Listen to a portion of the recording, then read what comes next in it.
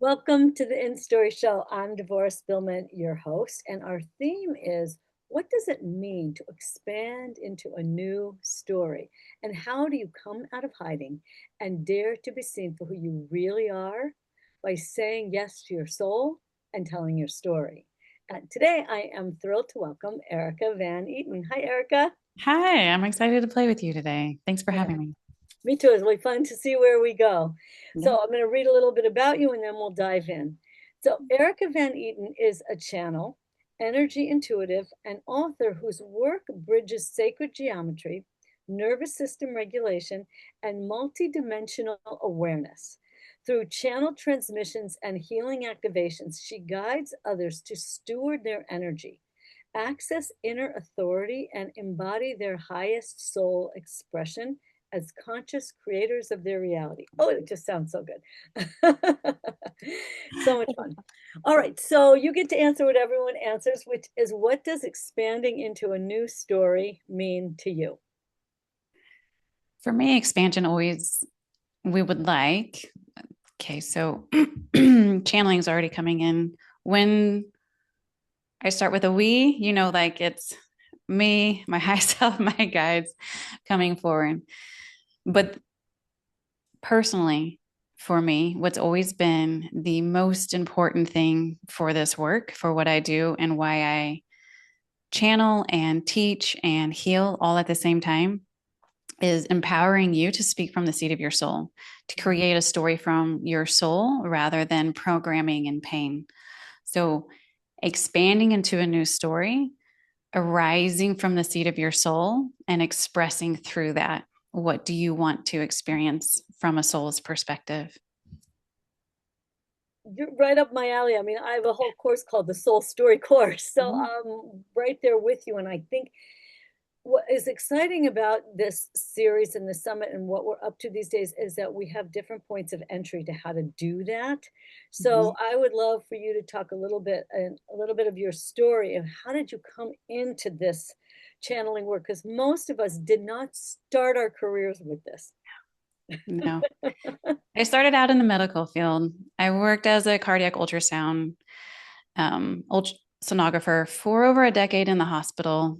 I was with people when they coded and they passed. I was in surgeries, worked in intensive care units, kind of everywhere. And um, and through that process, I also had my first son. And my first son was born with Down syndrome and autism. And we didn't know that until he was born. And immediately, there were a lot of things that happened. But the main thing during that time was that he was speaking to me telepathically. And I didn't know that that's what was occurring. I didn't have language for it yet. I didn't have a spiritual background, but I just had knowings, a lot of knowings that would drop in. And I knew how he needed his environment to be. I knew how he needed my emotions to be cleared before interacting with him or trying to do any kind of therapy with him. And then he began taking me into the quantum field, and he did that in my dream state. So he started coming in to my dreams and showing me something that he couldn't yet do in the physical. So with Down syndrome comes low muscle tone. And obviously with autism, there's a disconnect between soul and body. And that's a whole nother interview. But the things that we would be working on in therapy that he would be having issues with, he would come into my dream state and show himself doing it perfectly. And along with him, being able to transfer from laying to sitting, something that he was struggling with in the physical waking world. In my dream, he would show it effortlessly, and we would feel so much gratitude and joy, and it would be so vivid with color. And I would wake up the next morning and I would still feel those same emotions of gratitude and joy. And I could still see that picture in my mind. And it would be shortly after these dreams and having these experiences of remembering it throughout the week, throughout the day, that he would then be able to do that action in real life. And it was because he was utilizing me, because I was more embodied than him, to attune myself to the frequency and become the frequency of that experience. And I was helping build that in the energy field for him. And because I became that vibration, it attuned him. And then he could step into that memory in the field. And so we had this play back and forth for a lot of years, and I didn't understand exactly what was happening. I just knew that I knew this child, and I knew that he knew me too. I heard that as a soul. Actually, after I birthed him and my son was brought to me by my husband, I said his name, and he turned his eyes and he looked at me in the eyes, and we met eyes, and he said, well, I heard my soul say, you know him. And I heard him say, I know you too. And again, I didn't have language for it. I didn't have a background for it. It was just this magical moment. And for a long time, I didn't know that wasn't normal. I didn't know that wasn't normal until I had my second 2 years later.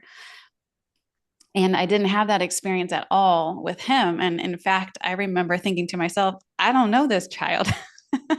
It was such a different relationship, but we had a lot of ups and downs. And it was through this disconnect that we actually went through when he started school, where we lost that connection.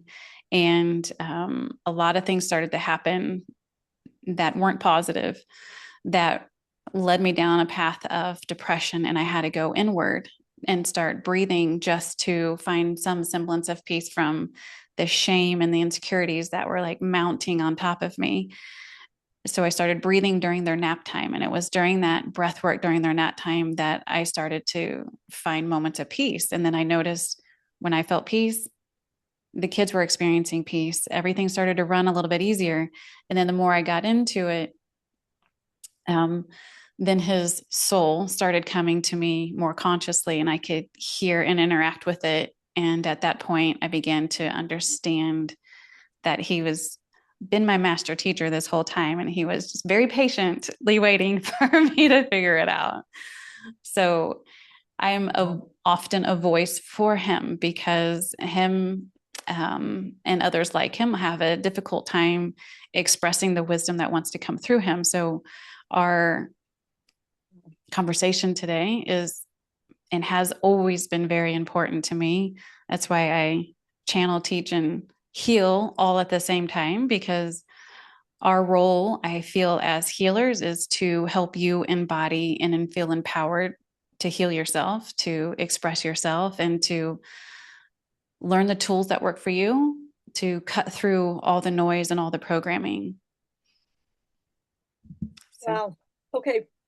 So this is why I find people's stories so compelling, because you don't know who else is out there who has Down syndrome or autistic kids. I have clients who have this in their lives, and we have to be able to find each other. And part of what's happening now through all these online series is that we're finding each other. And this is just such an important thing. So I just have a few specifics on your son, because I find this story so interesting. So how old is this son? How old is your first son now? He'll be 18 in May. Wow. And Yeah. what is he now able to do in the world? A lot. Like, He's do you know what I extremely, mean? Like, I yeah, he's just want very, people he's to have very a picture. independent. And I think what I've come to redefine is what healing is. Hmm. My whole experience with him is wanting him to feel safe, comfortable, and seen in his body, and to be able to express himself to the best of his ability. Now, I would never want him to live fully in this world, because he doesn't. And that's the beauty of him and others like him, that they're so connected to so many different realms. I mean, when he's just walking through our own home, to him, each room feels so different. He usually pauses and attunes and adjusts before he walks from the living room and into the kitchen, or from the kitchen to outside, whatever it is. He's so sensitive to that. And for me, I would never want to change any of that to normalize him in any way.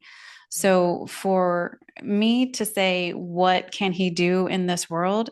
He can show up fully as himself, and he feels safe, regardless if people are staring at him or not.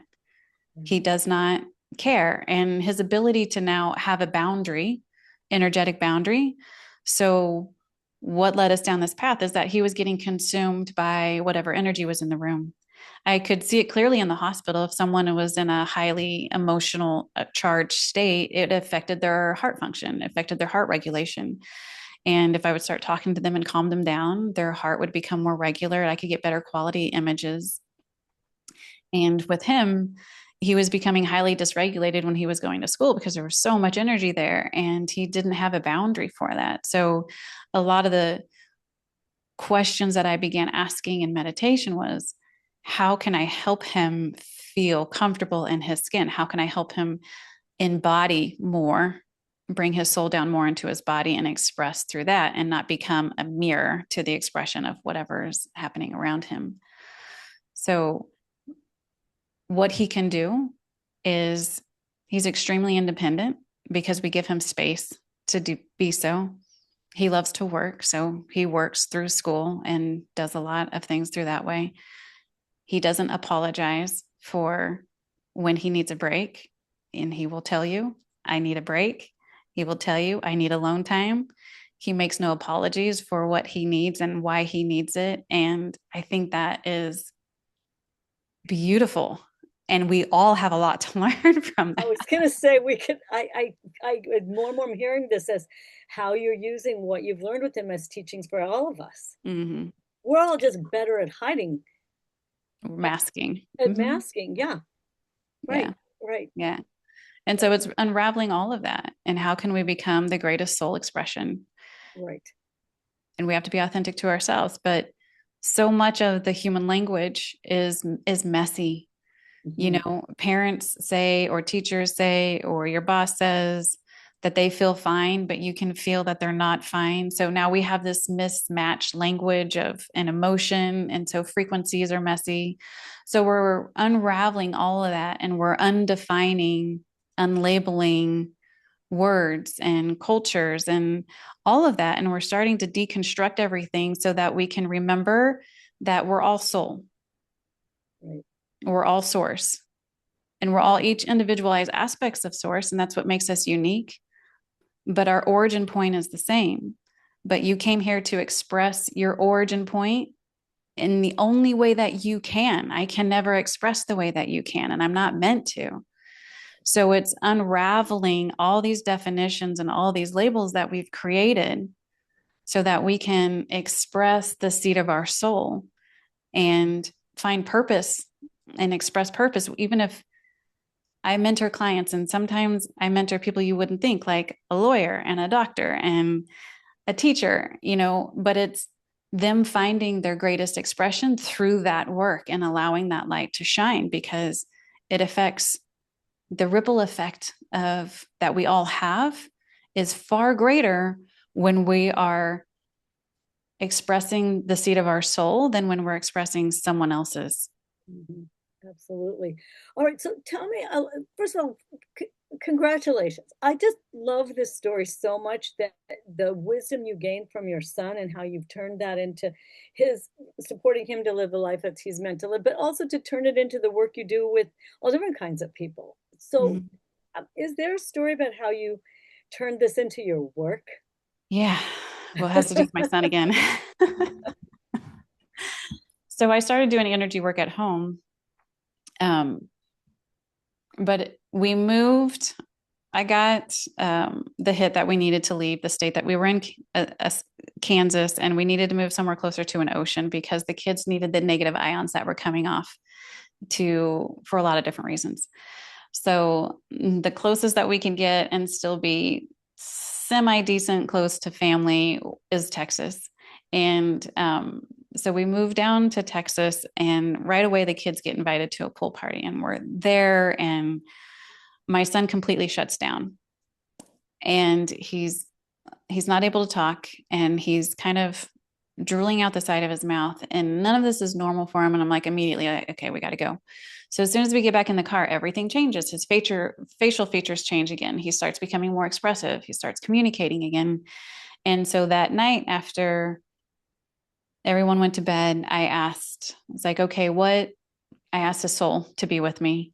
I was like, can you explain what happened? And he said, I just wanted to remind you how much other people's energy can still affect me because I want to teach others how to harness their energy, how to protect their energy, and how to express their energy. And of course, I'm crying because I'm like, oh my God, okay. Wow. So that week, my husband's a pharmacist. We were very much in the medical field. Someone came in to his pharmacy that had a son with autism, and she said, what do you think about this medication? I don't really want to start it, but I don't know what else to do. And my husband said, well, I understand. We have a son with differences too, and my wife does energy work with them. And he had never shared that before, but he did. From there, I got invited to speak at 3 different events, and that was that. I didn't have a choice. It was like, here we go. Wow. Okay, I mean that I think that we our stories are given to us in these powerful ways. And you, like, I got fired and had to start a new business. Like, if things happen that launch you into the new things sometimes. Yeah. Um, and so now I know you also said that, like, that you that thing that you're now like a channel, not just for your son's soul, but in for more higher consciousness, angels, Mhm. beings, whatever. So I would love for you to, if you have like an experiential thing that you can lead us through, or something to help us get a feeling of how this work works for us in general, Absolutely. something Yeah, like I that. would love. Okay, Archangel Metatron's here, and he's bringing in some geometry. So there's a couple different reasons why this works really well. Um, so take a breath and come into the heart. And just as you're breathing, relax your shoulders, open your chest, make sure your chin is nice and up and open. Your physical stance affects your internal biology. So if we open our chest, if we slow our breathing, it's reminding the body that it's safe. It's reminding ourselves that we have time, that we're safe. And then we're going to come into the heart. And I want you just to imagine a sphere of light in the heart. Now expand that sphere of light bigger, make it bigger than the heart, make it bigger than your body, make it bigger than the room you're in, make it bigger than the building you're in. Take it above you, below you, and all around you. Make it bigger than the city you're in. Make it bigger than the country you're in. And let's go ahead and make it bigger than the earth. And what he's bringing my attention to is there's a little bit of fallout underneath, which is signaling that some of the people on the call are not feeling particularly safe to ground to the earth, with the earth, as the earth. So coming into the solar plexus, imagine another sphere of light, and down into the root is another sphere of light. And then down below your feet is a third sphere of light. Now, I want you to draw a line from your solar plexus to your sacral, to your root, down under your feet. Now, imagine a sphere of light in front of you, about 3 feet in front of your solar plexus.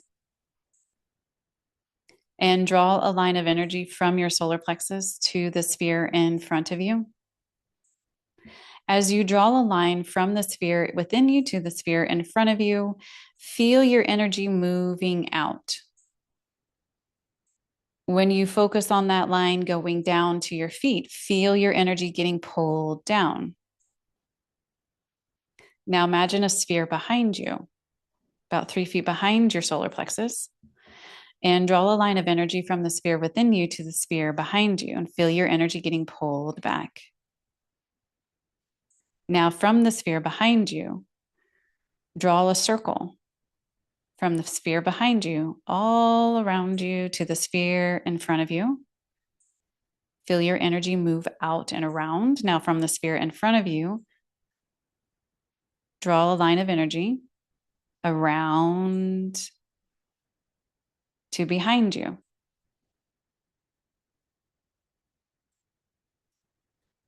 Now we've taken this sense of unsteadiness and unease, and this disempowerment that we feel when we aren't grounded, or we don't feel safe to ground. We feel very disempowered. And we've given all that energy space. We don't have to go into the story of it or why you're not feeling safe, but rather just drawing the energy out and around and down creates your own sense of safety and your own sense of grounding into your own energy field. Now imagine a sphere above your head.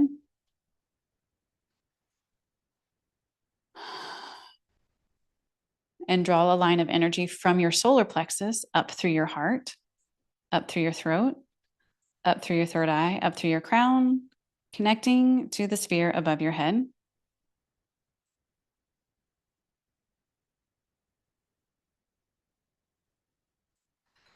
And then the sphere above your head, draw a line that connects to the sphere that's in front of your solar plexus. And feel your energy move out in that direction. Now draw another line of energy from the sphere above you to the sphere behind your solar plexus. And feel the energy move behind you.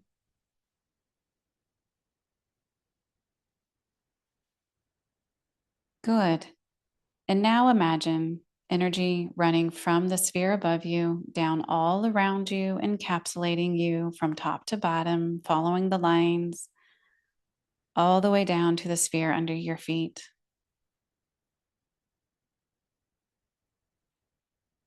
And feel how safe and grounding that feels to be in your own space, to ground into yourself. And it quiets the noise. It quiets the noise. It changes your internal biology into something that is more calm. It calms the mind. You've diverted your focus, so you slowed your brain waves down, which brings your energy into the middle of your brain. And then you can drop your brain, if you want, that's in your head, down into your heart. Just imagine the brain in your head falling down into your heart.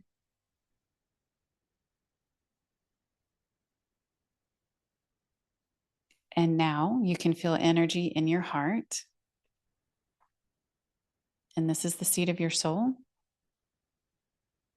And you can ask this presence questions.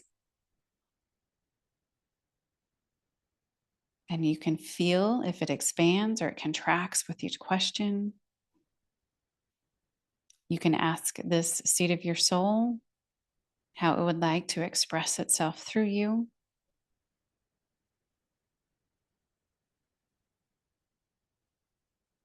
But this gives you space to hear and feel you.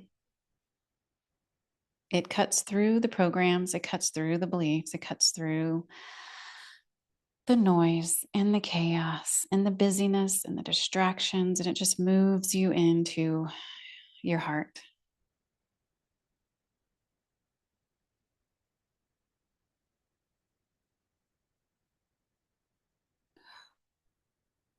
Okay. And when you're ready, you can come out. And when you come out and we begin talking again, you can still feel this form around you. You can still feel the space. Yeah, I always love that feeling, and this is more particularly, but a feeling bigger than my physical self. Mm-hmm. Just there's something that shifts when I am aware that I'm not just contained in my body, Yeah. that I have more expansiveness than that. And Freedom. yeah, I think that more and more of us are becoming aware of all these other ways of knowing, right? And these these people who are being born with these gifts where they have no choice but to use these higher ways of knowing to communicate are training people like you in amazing ways. It's Mm-hmm. just such a different experience. It's just such a different reality. So I would love to hear, like, just just a couple more thoughts of what's changing and then eventually what your free gift is, like just to help people stay on this journey for themselves, to really trust these more expansive ways of knowing. So much is changing so fast. Hmm. And I think tools that worked before maybe aren't working anymore. And I think we have to be really gentle with ourselves and giving ourselves a lot of different kind of tools, because as the energy is changing so quickly, your energy and frequency is changing so quickly too. And what works for you today, when you wake up tomorrow, it might not work. And that doesn't mean you're doing it wrong. A lot of people feel like, I'm just not connecting today, or I'm just not doing it right today, or give yourself a break. Your energy has shifted from one day to the next because so much more is available now than was before. So, of course, something that works today may not work tomorrow. Give yourself as many tools as possible. You're not doing it wrong. You're just learning how to continue to do things differently. But everything is about coming back home for self authority.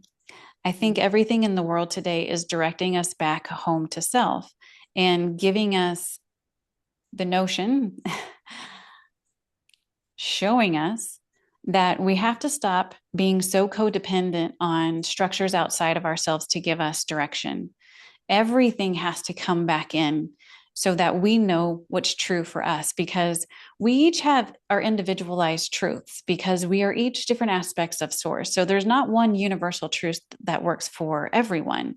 The only thing that is universal on this planet is that we have all agreed that we don't want master manipulation over our field. But again, come back home to yourself. Come back home to yourself. Come back home to yourself. Everything in our cultures and our societies has been taught to look outside of ourselves for validation, for communication, for direction. And we literally can't do that anymore. Everything has to come back home to yourself. So, for a period of time this year, Archangel Metatron has been bringing in a lot of sacred geometry. Why? Because our frequencies can now activate and handle it. Remember that a lot of people talk about multi-dimensional, and we are, but more importantly than that is multi-density.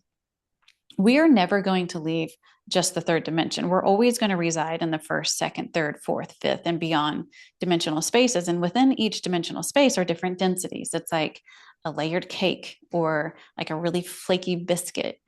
You peel off these different densities. And what we can do within each dimensional realm is retrieve our information, retrieve our energy out of the denser aspects of the third dimension and raise into a less dense aspect of the third dimension. We're not meant to just leave and forget the body. We're here to experience heaven on earth, whatever your name for that is, in the body. Being source as the body, it's part of your soul. It's not separate from soul, it's part of soul. So anything that can create internal unity consciousness. So all of my work is about creating internal unity consciousness. That's what my son needed me to do for him. So I wrote a book, The Unity Method. I have a community now that I started called The Unity Field. Everything's about internal unity consciousness. And what that doesn't mean is that we all become one. What it actually means is I create and I utilize my own energy. So everything that I teach, everything when I do a healing session, when I am mentoring somebody, whatever it is, it's about creating internal unity consciousness within yourself so that you access your soul wisdom and you guide with that light. I need you to guide with your individual wisdom and light, because that does activate things within me that are lying dormant, because we are a hologram. I'm never going to express your soul codes the way that you are. They're going to be a lot quieter in me. But if you're not expressing your soul codes and you're just expressing through programming and through someone else's belief systems, then I'm never going to really get access to the truth of who you are. And that's going to stay a little dormant in me then, because you're not activating me the same. So we're here to express from the seat of our soul. That gives you sovereignty to express yourself, and me sovereignty to express myself. And through that sovereignty, that's where we actually find unity. It's not overpowering. It's not changing you. It's not making you trust or your truth the same as my truth.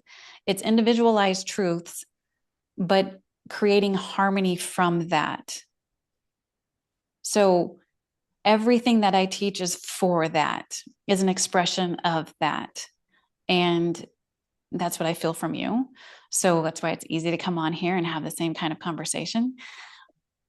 But that's my greatest wish for all of humanity, is for them to feel the power, the seat of their soul, and express that wisdom out into the world.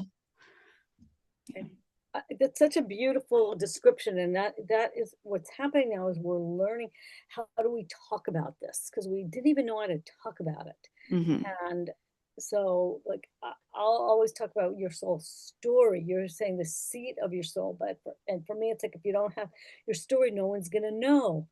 They're not going to know what's unique about you. Then what you're saying is, we need this unity, has to do with each person's uniqueness being resonant with the other person. And so it just, I don't know, I think it's just the coolest thing ever. So so great. So, all right, tell them what your free gift is so they can start working inside of your way of seeing and being a little bit to find their own way. Yeah. So obviously I channel, and the free gift that I have is every so often I lead an activation series, and now I do it all through the Unity Field community that I started, because I'm a little spontaneous. Like I never know what the guides are, what they're going to want, when they're going to want it. But this is a 3-week meditation series, meditation, healing, activation journey. I don't care what you call it. It's when I talk, people usually go into a slightly hypnotic state because there's a lot of energy running through my voice, and it slows the brain waves down. Our goal is to slow the brain waves down, to reach into that limbic system so that we can begin to unravel and create change and become comfortable. Allow the mind to become comfortable, allow the body to become comfortable, create harmony with the nervous system so that you can begin to unravel and feel safe being your authentic self. One way that we played with it, this was a really fun series, and that's why I'm offering it as a free gift, was utilizing parallel realities, utilizing these pieces of your soul that chose differently, that are running different programs, that maybe aren't suffering from the same programs that you are. And you get to play and try on that energy and see how it feels. And through this kind of playful technique that they were using in this meditation series, the nervous system stayed relaxed. And so you can tune in, you're going to stay relaxed while you're playing to try on these different human suits that are you, but it's kind of like playing dress up in a safe way. And you play dress up with these other versions of you that are doing and acting and being different ways in the world to relax the nervous system. It's all about keeping the nervous system relaxed so that you can actually embody something different of yourself, so that you can play with your emotions differently, so that you can play and create trust. Because if you don't trust, if your nervous system doesn't trust you, if your body doesn't trust you, if your ego doesn't trust you, if your mind doesn't trust you, then there's always going to be internal resistance. We're releasing internal resistance by bringing the ego in, by bringing the body in, by bringing the mind in, all creating unity with all our human parts, releasing resistance so that we really can unwind and change. So that's what the healing meditation series is about. It's that series in particular. I think it's 3 times a week for 3 weeks. And if you skip a day, so what? Just go back to it the next day. They're 30 minutes in length. A lot of people go back and listen to them over and over. Sometimes they get zonked out. So if you listen and you get knocked out, it's okay. Like you fall asleep, you mean? Right. Yeah, like they just literally, like, I just woke up, I don't remember anything. Like, that's fine. Your soul kind of knocks you out a little bit so that it can move in a little deeper. Then you can just re-listen to it again. It doesn't matter. But you can't do it wrong. And I think that's what people need to understand. Like with healing work, with meditation, whatever, you cannot do this wrong. If you're just trying and you're just even just in an observation state and becoming aware, you are doing it right. Right. I think it's just showing up. Like that's why I love interview series like this, because people are showing up because you're feeling called to connect. We're finding each other. And so get the free gift. Just receive, just trust that you're here, that you're being called to listen to this in this new way. And it's this kind of free gift, it's very easy because you just let yourself receive it. Yeah. Just Yeah. let yourself receive and be curious Yeah. and trust. Like you said, we have to build this trust. And I also love that you call a unity of all of our different parts. That's just a great image also. Good. Yeah. That's really Um, good. that's what my oldest son was lacking. He didn't have an ego. So one of the first things that his soul did was ask me to help him strengthen his ego so that he could have a boundary and know who he was and who he wasn't, Wow. which nobody was talking about at 18 years ago. And so I felt like I'm out on a limb here. Wow. But it So was, the opposite of most of us. All we have is our ego half the time, right? mm-hmm, So it's like the mm-hmm, just inverse teaching is so yeah, very profound, yeah. very profound. Been a ride, but thanks for having me and My playing. pleasure. So grab Erica's free gift and dive in and see where it leads you. And Erica, just leave us with maybe a last thought or two as we wrap up. We're just playing here. That's all we're doing in this life. We're just playing and we're seeing what works, what doesn't work, and how deep we can play and how wide we can play. There is no end to it. And you can't do it wrong unless you stop playing. And even that's not wrong, it's just not as fun. So let yourself explore and be Yeah, easy and gentle with yourself. I second that advice. I second that because we are supposed to have this expanded joy and it comes in surprising ways. So get the free gift, trust what's happening for you. And as I always say in farewell, remember to go out in the world, share your story, live your purpose, and be a blessing. Bye, folks.